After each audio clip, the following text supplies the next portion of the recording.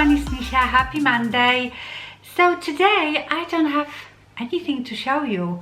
I have been a very good girl. I haven't really bought anything. Well, I bought a couple of pieces of clothing, but I will show you that another time. So I thought I show you empties, and I don't have many of those either, but I just want to get rid of them. So let me start with the Balance Skin Brightening Cream Wash. I actually finished two of those since last empties, but I didn't want to keep both of them because they take up space. I really like it. It is inexpensive. You probably have seen it before in my empties. It takes my makeup off as good as any cream wash can. It's got good ingredients in it. I get it on Amazon, but I know if you're nervous, you can get it on other websites, and also they often sell this brand in TK Maxx. I also finished two face sprays, refreshing face sprays. One is from Inglot, and this one is called Refreshing Face Mist, and I think this one is dry to normal skin. I really liked it. I also love the spray. It's really lovely and fine, but it's a tiny bottle. I can't remember how much it was, but I didn't think that was a good value for money. So as much as I liked it, I don't know if I will repurchase it just because it's so small, although that's quite good for traveling. Actually, I might keep this bottle to put my Fix Plus in. But yeah, it is really nice spray. And then I finished the MAC Fix Plus, which I also like. You know, I use it when I finished my makeup. I use it every time I finish my makeup, actually, you know, after I've powdered and everything. I just feel like it gives you a bit more luminosity and helps like all the products, powders and liquid products to melt together. I use it before I do my eye makeup because I don't want to wet my eyes and my eyelashes. So once I've done my face, that's when I use it. And I've repurchased the Fix Plus. The next thing I finished is the It Cosmetics CC Cream SPF 50. I love this thing, especially in the summer, because it has the SPF of 50 and it's like foundation. It's got great coverage. This one is in light. I mostly use just light. Sometimes I will use medium if I really have a lot of tan, which is not that normal in my case unless I self-tan. We can get It Cosmetics now here in UK on QVC only, but it's very hard to get this because you have to catch the show to get it, and the lighter colors sell out really quickly, so you almost have to stop QVC to see when the show is on. Another thing that I finished is the Lancome Teint Idole Ultra Cushion Foundation, and this is the insert because once you've bought the compact, you can just buy refills. So I've bought the refill. So this was I really like this foundation. I want you to know, I know you see me loving one foundation another. That does not mean that the foundations I told you before that I like, that I don't like them anymore. But when you find something new, you enjoy it, you know, for a while, and I will go back to that one. I have about 5-6 foundation brands that I enjoy, and I, you know, switch and swap whatever I fancy and when I fancy it. But I really like that one. For a cushion foundation, again, had quite nice coverage, and I like to use it with the sponge that came with it, like a puff, little powder puff type of sponge. I also finished the Benefit Ready Set Brow, which is just a clear brow gel. I really like it, and I have bought another one. So yeah, I mean, I don't think, what other, I have used some other clear gels, but I've never used the Anastasia. I think I've used L'Oreal one, and that was okay. So I can't tell you go and buy that one because it's the best one out there, but you know, I haven't tried many and I really enjoy this one. I have more brow products. So I finished the L'Oreal Brow Stylist Definer in brunette, and I'm sorry, but this particular one is not available in UK. I've seen L'Oreal came out with something similar, but it has that, you know, triangular tip, and I don't really like those. So, but I love these, and again, I asked my friend to send me a few of those because I really like them. They are just like the Anastasia ones, and I like the color. So the only thing is they don't come in many colors. I think just 3 colors. So I have the brunette. And then I finished the Loreal Pro brow pencil. And what color was that one in? Brunette as well. I like that one as well. Do you know, to be honest, I like any brow pencils that are this really thin tip. Some don't have as much pigmentation as others, but the ones that I've shown you, I probably prefer the L'Oreal to the Loreal, to be honest. And the last thing, I finished the Loreal Pro front of the line eyeliner. Really like this one as well, black eyeliner, and I have another one up stocked up. So yeah, I really like that one. So these were my empties. I probably go the quickest through foundations and brow pencils because, you know, you use foundation every day, you use a brown pencil every day. Other things like eyeshadows and blushes and powders last you forever. Sorry if the lighting is really bright, but I'm down here only because I'm hanging some pictures in my filming room, so it's a bit of a mess. I couldn't do it. I'm also Paul put me some shelves in that room for my wigs because I have so many wigs now that, you know, they were like spread out all over the house, and I had one even on my nightstand by my bed, and Paul said you have to take it away because it's freaking me out when I wake up in the night. So and the weather is really miserable, so my camera is set on auto, so it might be overcompensating with the lighting. I might be too bright or too dark, I don't know. So we've been having a bit of fun in comments. I've been having fun with some of my American subscribers. They always laugh at some English words or expressions, and we were chatting about it, how weird it is that, you know, America and England speak the same language, but so many words mean different things. And we were getting a bit cheeky and rude. We were talking about the word shag, and of course they mean different things. I mean, it depends in one context. Like I said in those comments, yeah, we use term shaggy haircut or shaggy rag, but if you say you want to go shagging, it's not dancing. It's definitely not dancing. Sorry about that. What other words we were talking about? Funny. I feel like I feel quite embarrassed saying it, because we always laugh here at Americans with their funny packs. Because funny in America, it's your bottom, I think. In England, it's your vagina. So, 2 different things, you know? The back and the front. And I'm not getting embarrassed because I'm a prude. Believe me, I can swear like a builder. But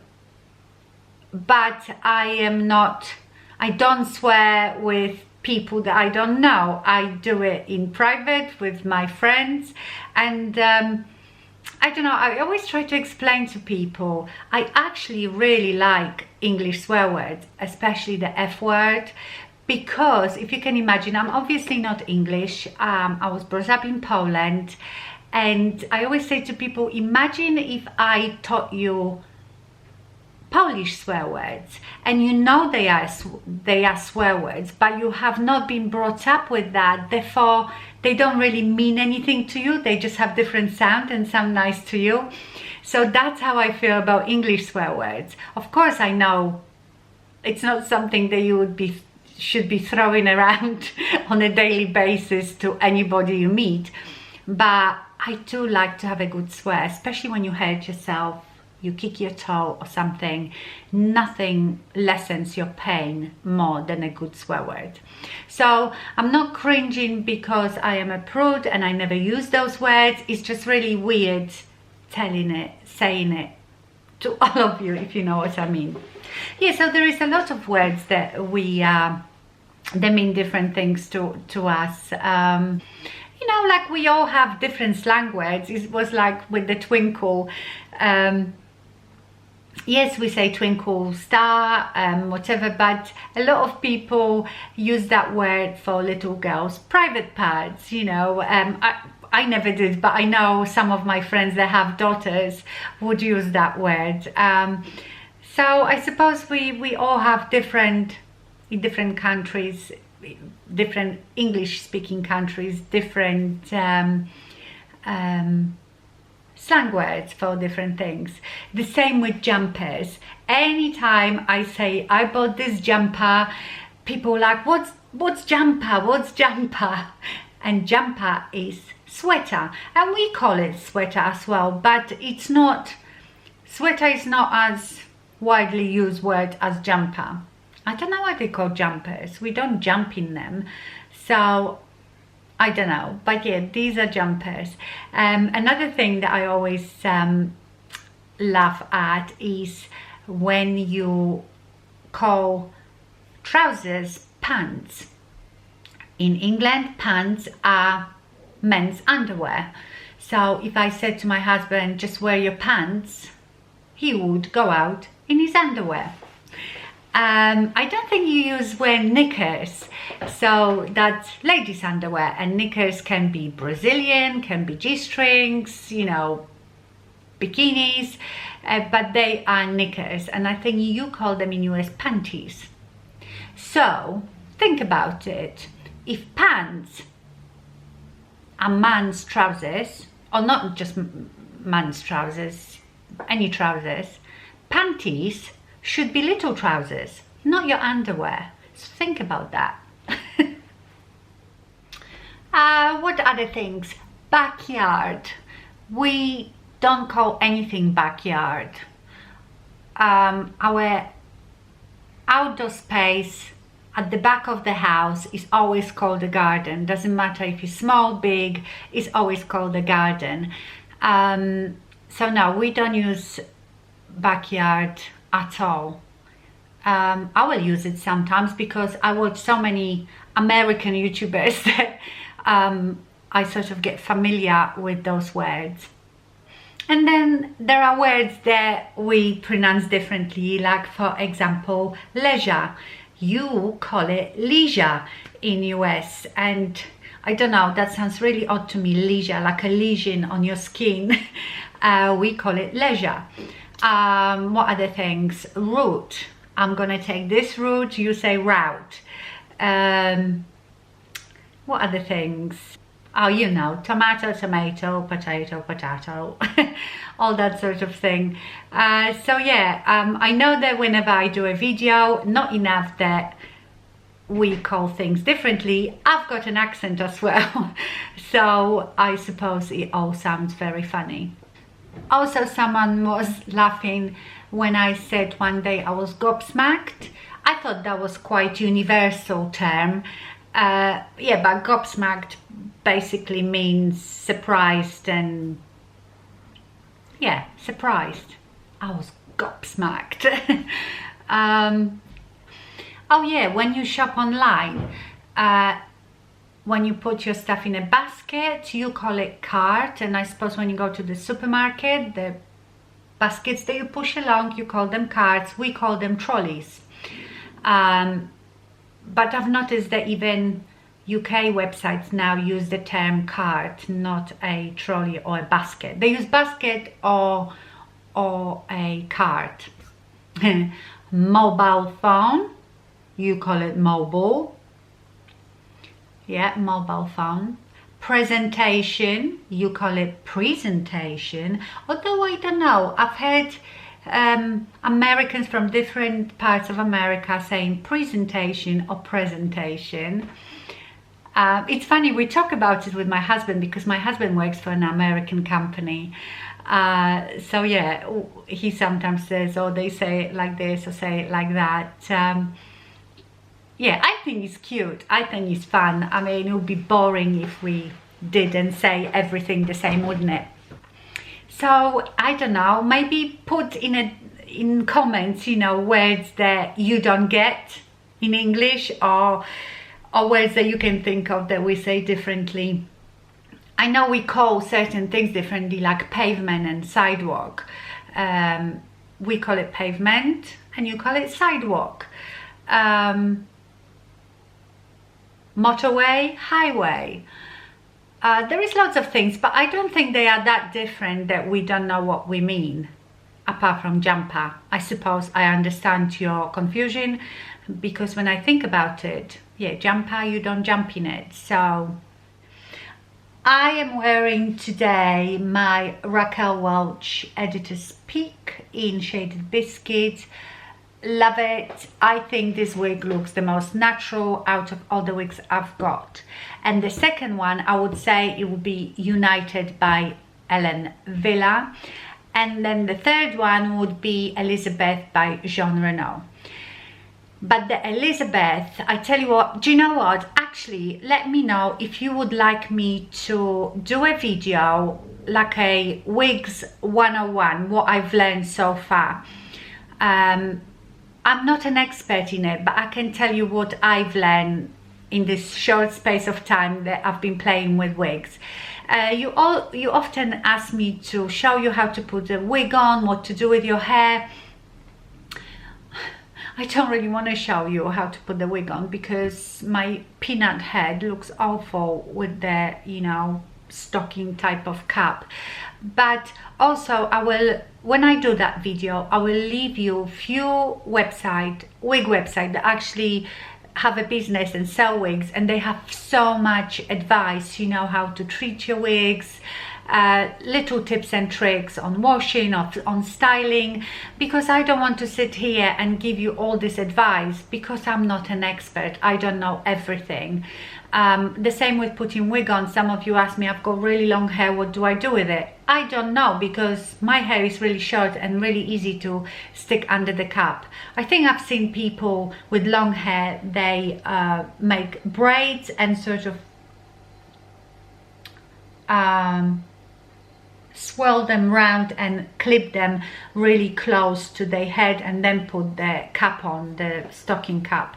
So yeah, I don't know it all because I can only tell you my experience, as I'm not a wig retailer or know anything about it really. So if you want, I will do a video like what I've learned so far, what to look for and stuff like that. So I am so nervous. Max is having his driving test tomorrow and he's already had one and he failed, and it was such a shame and such a silly mistake, but major mistake. He didn't get any strikes on his driving. His driving was perfect. Even the examiner was gutted for him. What he did, I mean, I suppose they tricked him a bit to it, but that's fine. He should look at the signs. He drove into no entry road, so it is a major mistake, I suppose. But how he explained to me that the road he was driving down was bending very sharply to the right, almost like a right turn, and straight ahead there was this no entry road. And when they were approaching that road, the examiner said to him, now follow the road straight on, something like this. And I suppose it was a bit of a trick question, because straight on, he thought he should go straight on, but if he saw those no entry signs, which are huge by the way, he would have said, well, I can't go down there because it's no entry. So it was a bit of a trick question, but I completely understand. It is a major major mistake to make. Fair enough, it wasn't a busy road, but if it was somewhere else, he would be basically going towards oncoming traffic. So he is very nervous because he feels like his driving is honestly really good. We drive every day to school. I mean, I sit next to him, he drives, then I bring the car back, then I go and pick him up and he drives back, and I feel completely at ease with him. But yeah, it's just making those little, well, they're not little, but you know, mistakes that you shouldn't make. So I really hope he will pass. It's not just disappointment, but it costs money every time. You have to pay for the actual exam every time you take it. So keep your fingers crossed and we will see. It was so funny when he failed that test on this no entry sign. That wasn't funny. His friends made a picture of him, took a picture of him and put lots of no entry signs around him and 2 big entry signs in his eyes. So that was quite funny. I mean, he didn't find it funny at the time, but you do. So are you gonna pass tomorrow? Yes. Yes. He's only just rolled down here. It's Sunday today, by the way, so yeah, he will be taking his test tomorrow on Monday. So he's only just woken up. What time is it? Oh, 12:30. Having his breakfast. Okay, my lovelies, like I said, I don't have any more to tell you or show you, but you know, it's my job to be here on Monday. Okay, my lovelies, so that's it for today. Thank you so much for watching. Have a fabulous week. Bye.